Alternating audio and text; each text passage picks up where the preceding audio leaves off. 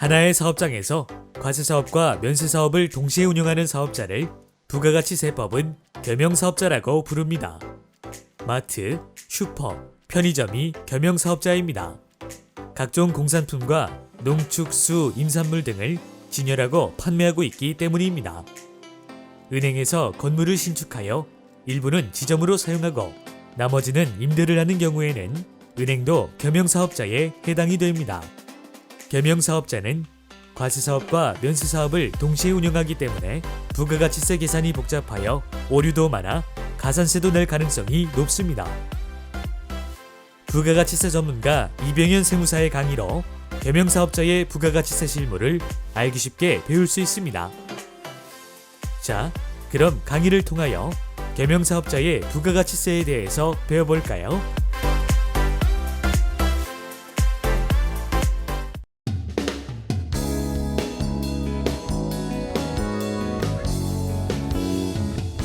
자, 이번 차시에서는 우리가 이제 Q&A 상담 사례를 가지고 우리가 공부했던 내용이 어떻게 이제 적용이 되고 그리고 일반 궁금하신 부분들이 어떤 것들이 있는지 한번 짚어보는 그런 시간을 갖도록 하겠습니다.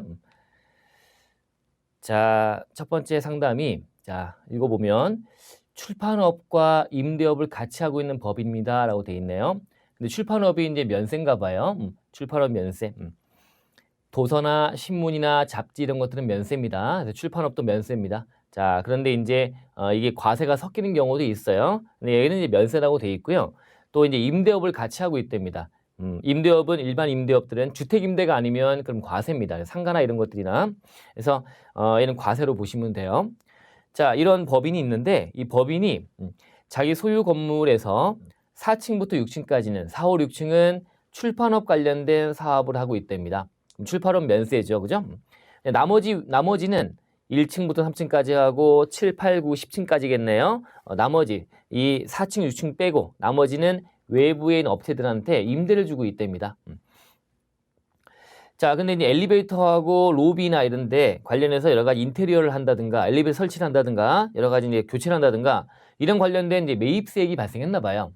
이게 이제 공통 매입세액으로 처리하여 자, 그래서 부가세 신고할 때 면세 과세 비율만큼 안분해서 신고하고 있습니다. 자, 생각해 보세요. 로비는 뭐 때문에 필요한 거예요? 이 건물 전체 때문에 필요한 거고요. 엘리베이터도 역시 건물 전체, 뭐 4층부터 6층까지만 위에 필요한 게 아니지 않습니까? 이게 뭐겠습니까? 공통 매입이 되는 거예요. 그래서 이때는 안분을 해야 되는 문제가 발생하는 거예요. 자, 그럼 우리가 알고 있는 내용이고, 자, 근데 이제 물어본 질문이, 자, 3층은 4, 5, 6층이 아니고요. 3층은 온전히 외부 임대만 하고 있는 위한 층이다. 맞죠? 그죠? 근데 그 층이 화장실을 보수한대요. 그 층이 화장실 보수하는 거는 그 층에만 필요한 거 아닙니까? 그죠? 그러면 엘리베이터랑 로비랑은 다른 거죠. 그죠? 그 화장실을 보수하는 거는 과세 공통 중에 어떤 거에 속해야 할까요? 어디에 속해야 되는 거예요? 당연히 3층은 임대를 하는 층이니까요. 그러면 얘는 과세에 속하는 게 맞다가 답일 거예요. 자, 그래서 해설 보시면, 답변 보시면, 자, 매입세액은 실질 기속에 의해서 매입세액을 공제해야 됩니다. 근데 과세사업과 면세사업에 공통으로 사용돼서 구분이 불분명할 경우에는 안분 계산합니다. 그러나 3층에서는 이거는 불분명한 경우가 아니라 그냥 이 화장실 보수라면 3층에 그냥 귀속되는 것으로서 그죠? 공통이 아니라는 거죠. 공통 매입세 안분 계산할 필요가 없습니다. 라고 됐네요. 그죠? 자, 이렇게 됐고요. 자, 두 번째 Q&A. 자, 이런 것들은 다 이제 국세청의 이제 여러 가지 이제 질의 답변 같은 것들을 이제 발췌를 좀 한 걸로 보시면 됩니다. 자, 물어보는 게 꽤나 많은 데에는 자, 면세에서 겸용사업자로 이제 변경이 된답니다. 면세였는데 겸용사업, 과세를 이제 추가하게 되는 거죠. 이렇게 변경할 때 필요한 서류가 궁금합니다. 라고 돼 있어요. 자, 우리가 면세사업자가 이제 과세를 같이 하게 됐다는 거예요.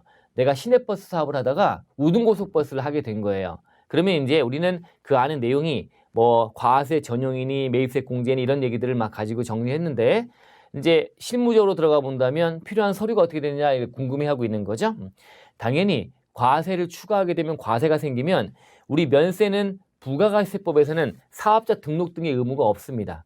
물론 면세사업자들도 등록을 해요. 그거는 법인세법이나 소득세법에 따른 등록 의무를 하는 거예요.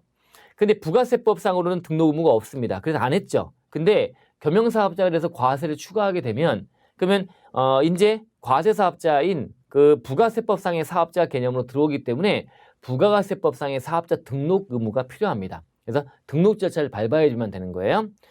자, 등록증을 받아야 되는 거고요. 자, 이때 변경할 때 등록번호가 바뀌나요? 라고 돼 있네요. 등록번호가 당연히 면세사업자로서의 법인세법 등에 따른 등록번호가 아닌 부가세법상 등록번호니까 새롭게 등록번호가 나오는 걸로 보시면 됩니다. 이렇게 되는 거고요. 면세와 가세는 등록번호 체계가 다릅니다. 자, 세 번째 물어보는 거는 한 개의 본점 31개의 지점이 있대요. 꽤나 많은 전국 각지 지점이 있나 봐요. 자, 그럼 일반적으로 여러분들 이제 보면 사업자 등록이라고 하는 거는 사업장별로 하는 겁니다. 그럼 본점이 있고 지점이 수십 개가 있다면 각각의 사업자 등록을 해야 되는 게 원칙이에요.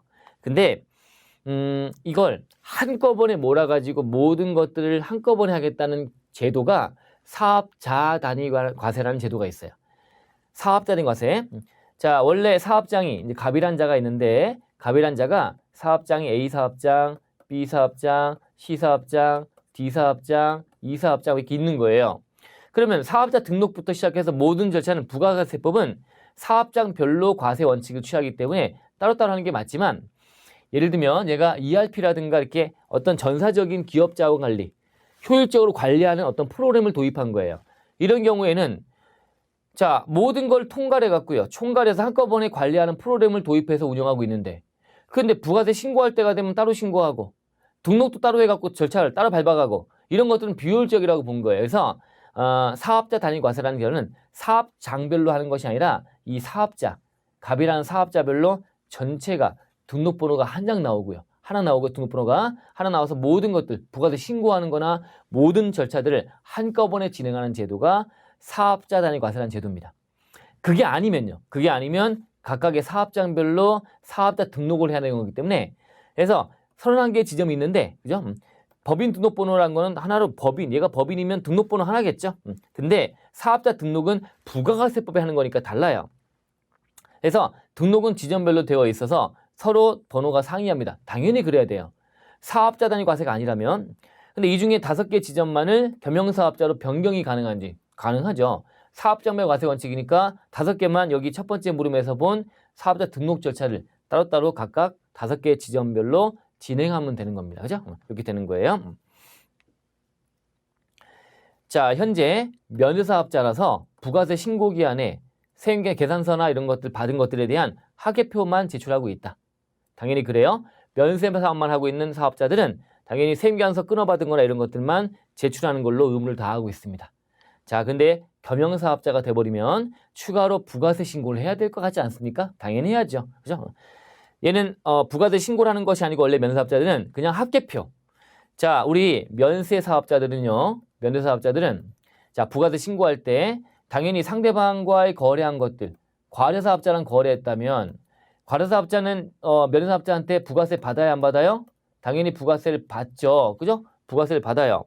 그래서 과세사업자는 받은 거에 대한 신고를 해줘야 되는 거예요. 부가세 받으면서 면세는 부가세를 부담해도 공제가 안 되는 경우죠. 그죠? 자, 그러니까 면세사업자들은 아유 나는 이거 부가세 부담하고도 이거 세금계산서 이거 끊어받는 거 야 끊어받은 거 분명히 얘가 끊어주긴 하던데 나는 버려버릴게 라고 해버리면 그러면 이 부가세는 중요한 게 상호대사 기능이 있는 건데 여기 과세사업자가 부가세 신고할 때 이 면세사업자한테 판 거를 누락해버리면 면세사업자들은 신고를 안 해버린다면 그러면 잡아낼 길이 없잖아요. 그래서 면세사업자들한테 과세사업자 등으로부터 끊어받은 세금계산서는 제출 좀 해다오. 야, 면세사업자가 제출해야지만 과세사업자의 누락을 잡아내는 거죠. 그래서 제출 의무를 부여하고 있습니다. 그죠? 자, 그래서 세금계산서 끊어받은 거나 이런 것들 제출하고 있어요. 면세사업자들도 당연히 하고 있어요. 근데 겸용사업자가 돼버리면 이제 추가로 부가세 신고 영역으로 들어오는 거죠. 그죠? 그래서 부가세 신고를 때 되면 해야 된다라고 보시면 됩니다. 여기 예를 들어 부가세 신고 이거 해야 되는 거예요. 그죠? 자, 그리고 현재 법인세는 매년 조정한 후에 모두 환급받고 있답니다. 환급. 자, 그런데 과세사업자로 변경될 경우에 법인세 환급이 달라지는 점이 있을까요? 자, 우리가 환급받고 있던 자가 과세사업자로 바뀐다. 이게 법인세 환급에서는 영향을 안 미칩니다. 부가가세는 다른 문제예요. 부가세랑 법인세는 다른 세목이에요. 그래서 법인세에 대해서 환급받고 있던 사업자가 얘가 부가세법상 과세사업자로 겸용사업자가 된다든가 등등 해서 법인세 환급에 대해서 달라지는 문제는 없어요. 부가가세는 소비세고요. 법인세는 소득과세예요. 번 거에 대한 과세에서 환급이 들어가는 경우라면 당연히 부가세 겸용사업자든 과세사업자든 면세사업자든 이거랑 관련 없이 번 거에 대한 과세에서는 환급을 해주는 겁니다. 그죠? 전혀 달라지는 게 없다는 거예요. 자, 이렇게 해서 됐고 질문에 대한 답변들이 쭉 나오니까 읽어보시면 되겠습니다. 자, 면세사업자에서 과세사업자로 변경을 하게 되면 겸용사업자가 됐든가 아니면 과세로 바뀌든가 새로운 사업 개시하는 것처럼 등록을 해야 됩니다. 라고 하는 거고요. 자, 이렇게 등록하면 면세사업자로서의 번호는 없어지고 새로운 번호로 변경이 됩니다. 라고 하는 거고요. 자, 세 번째는 지점이 몇 군데가 있는데 걔만 겸용사업자로 등록해야 됩니까? 가능합니다. 그렇게 해야 되는 거예요. 지점만 변경되는 지점만 등록하면 됩니다. 여기 사업자 단위 과세라는 제도가 나왔네요. 이게 아니므로 원래 사업자 단위 과세는 등록번호 하나로 가는 거니까 그때는 이렇게 각각 등록하는 게 아니기 때문에 달라지겠지만 그게 아니라면 변경되는 그 지점에 대해서만 등록을 해야 된다라고 하는 거죠. 그죠? 자, 그 다음에 이제 이렇게 돼버리면 신고해야 된다. 아까 얘기했던 거 부가세 신고 예를 들면 부가세 신고 이렇게 하는 거다. 이렇게 나와 있고 다섯 번째 질의는 면세사업자에서 과세로 전환되더라도 법인세 관련 결산이나 조정이나 이런 것들은 하등 영향이 없다는 거예요. 동일하다라고 하는 거죠. 그죠? 관련 세목이다. 보시면 됩니다.